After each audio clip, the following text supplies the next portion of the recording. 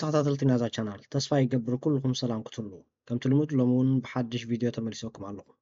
ናይ ሎሚ ቪድዮ ብዛዕባ ኣብ ገንዘብ ዘለና ኣፍልጦ እያ ትፍትሽ። ስለ ምክታልኩም ኣቐዲመ እንዳመስገንኩ እዛ ቪድዮ ናብ ኩሉ ሰብ ክትበፅሕ ሼር ሳብስክራይብ ከምኡ እውን ነታ ናይ ደወል ምልክት ምጥዋቕ ኣይትሕመቑ እንዳበልኩ ናብ ናይ ሎሚ ትሕዝቶይ ከሰጋግረኩም።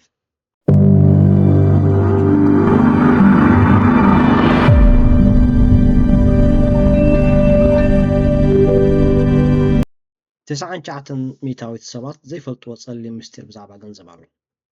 ملو هيوتك سرح سريحك نجزيها بجنزب تعدقو الله جنزب بخمة يفتر جن نفسها حتى يتفرج له أبزا فيديو زيا كل اتي مبزحته حزب زي فلتو مستير كافلوكم كفتني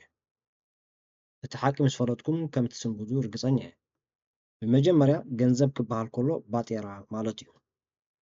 جنزب زي شبت مخزن واقعي ባጤራ ዝጭበጥ መልክዕ ገንዘብ እዩ ኣብ ክንዲ ብሩር ብጨው ትነግድ ጨው ብባጤራ ክትገዝእ ትኽእል ኢኻ ሕጂ እዚ ኣገዳሲ ዝኾነሉ ምክንያት እንታይ እዩ ቅድሚ 1971 እተን ባንክታት ብመጠን ዝውንንኦ ወርቂ ጥራይ እየን ባጤራ ካሕትማ ዝኽእላ ነይረን ዝያዳ ባጤራ ካሕትማ እንተደልየን ካብቲ ቁሙጥ ወርቆም ወይ ከዓ ወርቀን ብምእታዊት ክሸጣ ይግደዳ ነይረን ኣብ 1971 ግን ዶላር ኣሜሪካ ካብ ወርቃዊ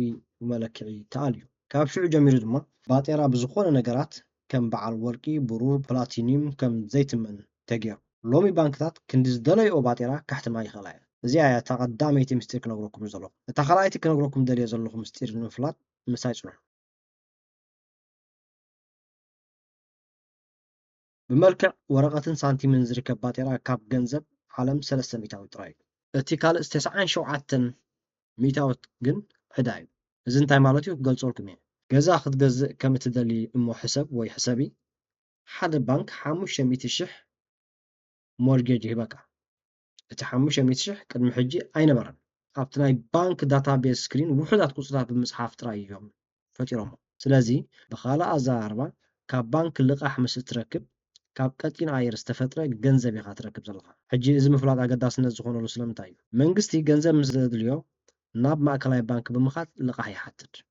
ማእከላይ ባንክ ናይቲ ሃገር ካብ ቀጢን ኣየር ዝተፈጥረ ገንዘብ ይህቦ ንመንግስቲ ይህቦ ማለት እዩ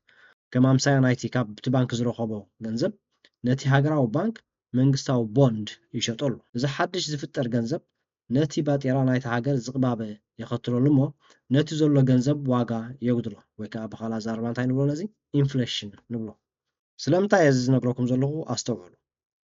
ድሕሪ እዘን ኣብ ላዕሊ ዝነገርኩኩም ምስጢራት ንኾንቱ ትፅዕሉ ከም ዘለኹም ተረዲእኩም ክኸውን ተስፋ ይገብር ዘይተረዳእኩም እንተኮይኑ ግን የሕፅር ኣቢላ ክገልፀልኩም እየ ሓዝኑ በሉ ገንዘብ ንምቁጣብ ኣበርቲዕካ እናሰራሕካ ባንክታት ሓድሽ ባጤራ እንዳሕተማ ዘቐመጥካዮ ገንዘብካ ዋጋ ከም ዘይብሉ ይገብርዎ ኣለዉ ብኸመይ ዶ ኢልኩም ብኸመይ ዝብል ለባም ቅድሚ ሓደ ዓመት $100 እንተደኣ ነይራትካ ኣብቲ ግዜ እቲ ብዙሕ ነገራት ከተግዛእካ ነይራ ሕጂ ኸ ነዛ ሕቶ ባዕልኹም ክትምልስዋ ክገድፈልኩም እየ ነዛ ሕቶ ምስ መለስኩማ ጠንቁ እቲ ኣብ ላዕሊ ዝተጠቕሰ ምዃኑ ብሩህ ኮይኑ ንረኽቦ ንስኻ ብዘይጠቕማ ገንዘብ ስራሕ ተቆፂርካ ክትሰርሕ ከለኻ ባንከኛታት ወይ ከዓ ኣብ ባንክ ዝሰርሑ ወይ ከዓ ባንክ እቶም ናይ ባንክ ማናጀራት ድዮም ዋላ እቶም ነቲ ባንክ ራን ዝገብርዎ ሰባት ግን ሚልዮናት ይረኽቡ ኣለዉ እሞ እንታይ ዳ እዩ ዝግበሩ ዝግበር ዳኣመልዩ ኣይንገብሮም እምበር እቲ እንኮ ኣማራፂ ናይ ባንክታት ፀወታ ምፅዋት እዩ እተን ባንክታት ገንዘብ ካብ ምሕታም ሓሊፈን ኣብ ንብረት እውን ወፍሪ ብምግባር ገንዘበን ከም ዝስርሓለን ይገብራ ንስኻ እውን ከምኡ ክትገብር ትኽእል ኢኻ ስለዚ ሃየ እጅግኻ ሰብሲብካ ባንክታት ዝጥቀማሉ ኣገባብ ኣኻዕብታ ገንዘብ ንኽትምሃር ዘድልዩ መፅሓፍትን ኮርሳትን ዓጢካ ተበገስ ንሎሚ እዚ ወድሓንኩም ስለ ምክታልኩም እንዳመስገንኩ ሰላም ወሰናይ